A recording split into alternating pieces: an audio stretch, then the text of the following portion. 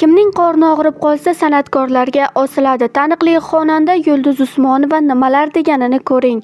Hozirgi videorolikimiz aynan shu haqda. Videoni oxirigacha tomosha qiling. Kanalimizni ilk bor ko'rib turgan bo'lsangiz, videoga like bosishni va kanalimizga obuna bo'lishni unutmang. O'zbekiston xalq artisti Yulduz Usmonova 12-30 aprel kunlari bo'lib o'tadigan yakkaxon konsert dasturi oldidan intervyu berdi.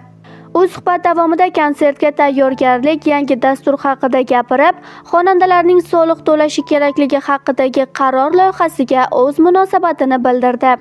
Yulduz Usmonova o'tgan yilgi konsertida men muxlislarni yig'latmayman, tafakkur qildiraman. Sababi hayot tashvishining o'zi yetarli degan edi. Bu yilgi konsertda xonanda qanday g'oyani ilgari suradi? Tafakkur qilgan odam yig'lamaydimi? O'zining qilgan xatosidan yig'laydi, birovdan o'pkalab emas. Yig'i bilan yig'ining farqi borda. Siz bilan men ham ko'p yolg'onni, haromni, haqsizlikni ko'rib indamay ketyapmiz-ku. Boykotlarni ko'rib turib, mahsulotlarni indamay sotib olib, yeb, bolalarimizga olib beryapmiz-ku. Vijdon qiynalsa yig'laysizda. Bu oddiy misol. Odamlar qo'shiqda o'zini topib olsa yig'lashi mumkin. Bunday yig'iga hech kimning qarshiligi yo'q. Maqsadimiz ularning yuragini ezish emas. Bizning paytlarda 80% qo'shiqlar yig'latadigan va ma'noli bo'lardi. Odam shu qo'shiqlardan yengillik topsa, albatta yig'lasin. Yig'lab yuzini yuvib, ko'ziga yana surmasini surtib, ko'chaga chiqib, hayot yana davom etayotganini his qiladi. Yig'latish deganda shuni nazarda tutaman, deydi u. Tapir-tupur betartib konsertlarga pul to'lab kirayotganlar bor. Shuncha kun konsert beryapman. O'zimning boshimga suv o'girib yubordim. O'zimga o'zim charchama Usmonova dedim. Bunchalik ishlaydigan odam qolmadi. G'am tashvishsiz o'rtaga chiqib olib ashula aytishyapti. Men siqilyapman, har kuni dori ichaman. O'zimni qanday tinchlantirishni bilmayman. Mendan necha yoshga yetdingiz deb ko'p so'rashadi.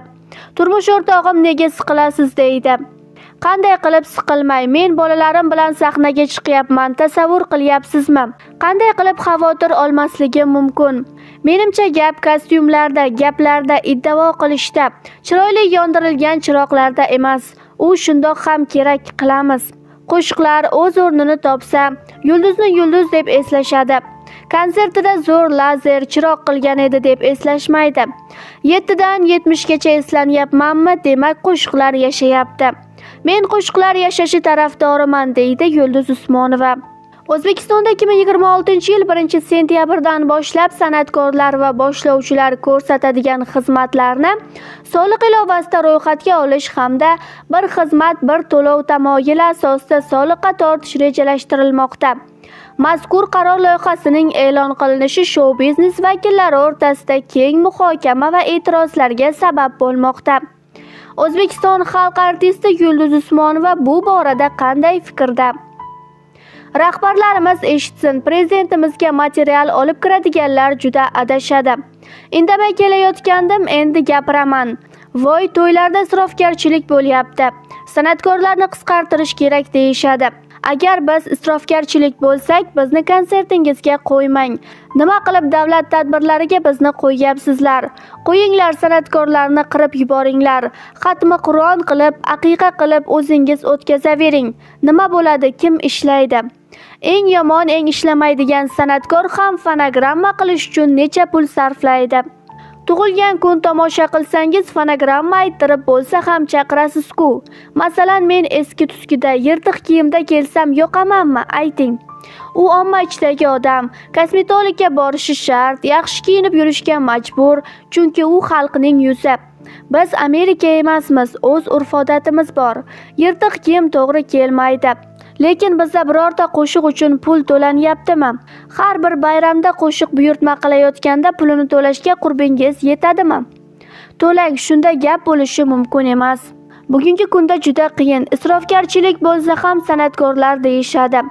Senatorlar, deputatlarning hayotiga, ularning qizlari qanday yurganiga qaranglar. Mana isrofgarchilik qayerda?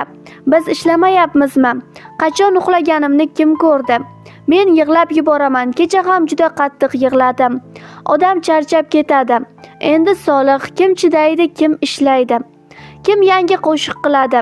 O'ldiringlar san'atni, gap bo'lishi mumkin emas. Soliq tugul litsenziyani ham 10 barobar qilib qo'yinglar. To'ylardan ham soliq oladigan bo'lishsa, to'y qilayotgan odam bir san'atkor soliq to'lashi uchun yana shuncha pul to'lashi kerak. Hamma ham o'g'ri emas. Tadbirkorlarning orasida ishlab topayotgani ham bor. Ular pul olishmaydi, ishlab topishadi. Kim pul olsa soliq qo'ying. Bu mashina qayerdan kelgani, qizi o'g'lining Angliyada yurganini so'rasin. San'atkor emas, ijrochi ko'p. Kim hozir yangi qo'shiq aytyapti? Chiqsa 4-5 ta chiqadi. Qolganlar eski qo'shiqlarni remix qilib kuylayapti. Qaysi tadbirda o'tirsam mening qo'shig'im qo'yiladi. Avval mening mualliflik huquqim uchun haqqimni to'lab qo'ysin davlat. Davlatimiz. Keyin soliqdan gapirsin. Necha yillardan buyon qo'shiqlarim qo'yiladi. Men hech bo'lmaganda bir tiyin so'radimmi? Endi men ham pulimni so'rayman. Qo'shiq kuylamayman deydi xonanda Yulduz Usmonova.